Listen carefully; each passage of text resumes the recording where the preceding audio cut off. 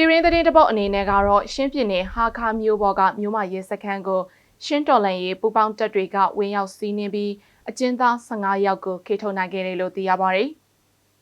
။အော်တိုဝါလာ16ရက်နေ့မနက်3နာရီလောက်မှာရှင်းလန်းကာကွယ်ရေးတပ်ဖွဲ့ဟာခါနဲ့ရှင်းတော်လှန်ရေးပူပေါင်းတပ်ဖွဲ့တို့ဟာခါမြို့မရဲစခန်းကိုဝင်ရောက်စီးနင်းပြီးအကျဉ်းသား15ယောက်ကိုခေထုတ်နိုင်ခဲ့တာလို့ရှင်းအမျိုးသားတပ်ဦးရဲ့ပြောရေးဆိုခွင့်ရှိသူစလိုင်းထန်နေကပြောဆိုတဲ့အကြောင်းရှင်းဝါမီဒီယာမှာဖော်ပြထားပါတယ်။အဲဒီလိုစီးနင်းရမှာ